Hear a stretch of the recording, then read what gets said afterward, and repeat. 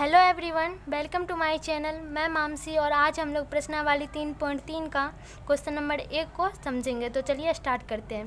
Question number 1 है, निम्न रैखिक समीकरण युग्म को प्रतिस्थापन विधि से हल कीजिए। किस विधि से हल करना है? प्रतिस्थापन विधि। हम लोग कौन विधि सीख चुके हैं? तो हम लोग ग्राफिया विधि सीख चुके हैं। अब हम इस वीडियो में हम क्या सीखेंगे? प्रतिस्थापन विधि से किस तरह से समीकरण को हल किया जाता है। तो चलिए देखिए, पहला क्वेश्चन लेते हैं और इसे हम प्रतिस्थापन विधि से हल करके x y का मान ज्ञात करेंगे। x + y = 14 और x - y = 4। दो समीकरण दिए गए हैं, समीकरण 1 और समीकरण 2। तो प्रतिस्थापन विधि से हम हल कर रहे हैं। तो समीकरण 2 से 1 से भी ले सकते हैं, 2 से भी ले सकते हैं। तो हम 2 से लिए हैं। समीकरण 2 से x - y = 4। x - y बराबर कितना है? 4। तो x बराबर क्या हो जाएगा? 4। ये माइनस में, इधर आके प्लस में y हो जाएगा। अब क्या करेंगे? ये जो x का मान निकला है यहाँ पे, x बराबर कितना निकला? 4 + y। इस मान को हम समीकरण 1 में रखेंगे। अगर समीकरण 2 से चल रहे हैं तो समीकरण 1 में रखेंगे। अगर समीकरण 1 से चलेंगे तो समीकरण 2 में रखेंगे। ठीक है, तो हम यहाँ 2 से चल रहे हैं तो समीकरण 1 में रखेंगे। तो लिखेंगे x का मान समीकरण 1 में रखने पर, समीकरण 1 क्या है?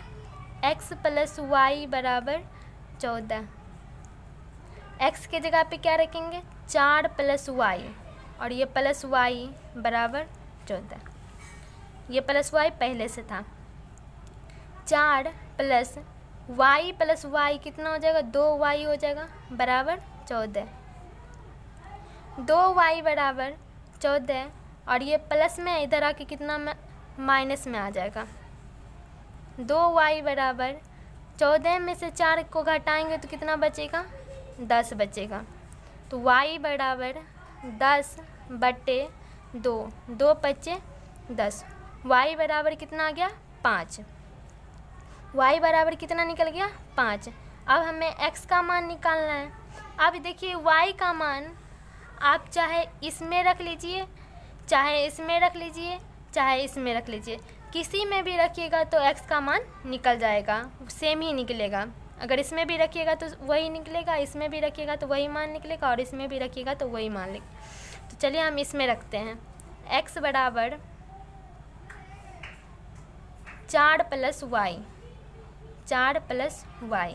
तो y का मान इसमें रख देंगे तो क्या आ जाएगा? 4 + 5, 5 × 4 = 9 हो गया। तो x का मान कितना हो गया? 9 और y का मान कितना हो गया? 5। तो इस तरह से हम लोग प्रतिस्थापन विधि को सीख लिए। तो आप समझ गए प्रतिस्थापन विधि से कैसे हल करते हैं। इसी तरह से आप क्वेश्चन नंबर 2 को हल करेंगे। तो चलिए आगे बढ़ते हैं। क्वेश्चन नंबर 2, एक बार सवाल देख लीजिए। s - t = 3 और s/3 + t/2 = 6 है। तो चलिए इसको लिखते हैं। s - t = 3 और s/3 + t/2 = 6। ये समीकरण 1 है और इसे देखिए, ये बट्टे में है तो इसको थोड़ा सॉल्व कर लेते हैं, उसके बाद समीकरण 2 इसका नाम देंगे। तो देखिए, ये भिन्न का जोड़ है। क्या है? भिन्न का जोड़। भिन्न का जोड़, तो इन दोनों का एलसीएम लेंगे तो कितना आ जाएगा? 6 आ जाएगा। 3 के पारा में 6 कितने बार में? 2 बार में, तो ये हो जाएगा 2s प्लस 2 के पहाड़ा में 6 कितने बार में? 3 बार में, तो ये हो जाएगा 3t बराबर 6। इसके बट्टे में 1 लगा के क्या करेंगे? कोना कोनी गुना करेंगे। 2s + 3t बराबर 6 के 36। ठीक है, 1 से गुना करेंगे तो यही आ जाएगा और 6 से गुना किए तो 36। अब इसका नाम देंगे समीकरण 2। तो अब देखिए, हम समीकरण 1 से चलेंगे। जो आपको सुविधा लगे, आपको समीकरण 2 से सुविधा लगे तो आप समीकरण 2 से चलिए, समीकरण 1 से सुविधा लगे तो समीकरण 1 से चलिए। समीकरण 1 से, समीकरण 1 क्या है, s माइनस टी बराबर 3। तो यहाँ से देखिए अगर s बराबर निकालते हैं तो 3 ये माइनस में इधर आके किस में हो जाएगा, प्लस में हो जाएगा। तो ये s बराबर निकल गया। अब s बराबर क्या करेंगे, देखिए हम 2 से चले हैं, जब समीकरण 2 से चले हैं तो इसका मान किस में रखेंगे, समीकरण 1 में रखेंगे। अभी तुरंत हमने बताया कि समीकरण 2 से चलेंगे तो मान किस में रखेंगे, 1 में। अगर समीकरण 1 से चलते तो मान किस में रखेंगे, 2 से रखेंगे। तो देखिए हम समीकरण 1 से यहाँ चले हैं, 1 से चले तो मान किस में रखेंगे, 2 में रखेंगे। तो रखेंगे समीकरण 2 में x का, यहाँ देखिए x नहीं है s है, ठीक है, s का मान रखने पर पता चल गया समीकरण 2 में क्यों रखे, क्योंक't देखिए यहाँ पे हम समीकरण 1 से चले थे इसलिए समीकरण 2 में रख रहे हैं। 2s प्लस 3t प्लस बराबर 36। तो यहाँ से हो गया 2s, s के मान क्या रखेंगे, 3 प्लस t, यही रखेंगे, प्लस यहाँ से पहले से प्लस 3t बराबर 36।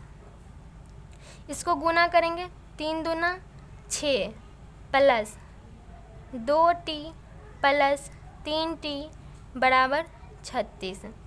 देखिए 6 प्लस 2 3 कितना हो जाएगा, 5t बराबर 36। 5t बराबर 36 और ये प्लस में इधर आके माइनस में, 5t बराबर 30, 36 में से 6 गया 30। t बराबर 30/5, 5 छक्के 30, t बराबर क्या आ गया, 6। अब हमें किसका मान निकालना है, s का, क्योंकि देखिए समीकरण s और t में दिया हुआ है। तो t का मान निकल गया तो s का मान आराम से निकाल सकते, t का मान यहाँ पुट करेंगे और s का मान निकल जाएगा।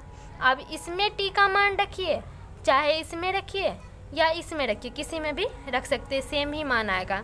तो हम इसमें रखते हैं। अब s बराबर कितना है, 3 प्लस t, 3 प्लस t। तो यहाँ हो गया 3 प्लस t के जगह पे क्या रखेंगे, 6 रखेंगे। तो 6 3 कितना हो गया, 9। s बराबर कितना निकल गया, 9, और t बराबर कितना निकला, 6। अब चलिए 3 नंबर सवाल लेते हैं। हमें s और t का मान ही तो निकालना था, लेकिन किस विधि से हल करके, प्रतिस्थापन विधि से हल करके। तीसरा सवाल यहाँ देख लीजिए, 3x माइनस वाई बराबर 3, 9x माइनस 3y बराबर 9 है। यहाँ से 3x माइनस वाई बराबर 3, 9x माइनस 3y बराबर 9 समीकरण 1 है और समीकरण 2 है। देखिए समीकरण 2 को और सॉल्व करिए, 9x माइनस 3y और ये प्लस में इधर आके किस में हो जाएगा, माइनस में हो जाएगा, बराबर 0। अब यहाँ से आप 3 कॉमन लीजिए, 3 तिया 9x माइनस 3 एकम 3 y माइनस 3 तिया 9 बराबर 0।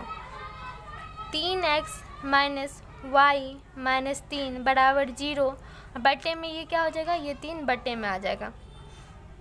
3x माइनस वाई माइनस 3 बराबर 3 से भाग लगाएंगे 0 में तो 0 हो जाएगा।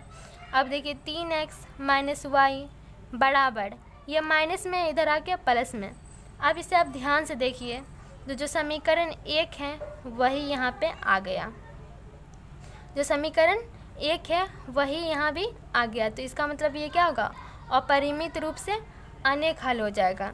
जब अपरिमित रूप से अनेक हल हो जाएगा, कैसे होगा, तो आप यहाँ पे ट्राई कर सकते हैं। A1 B1 C1 और A2 B2 C2।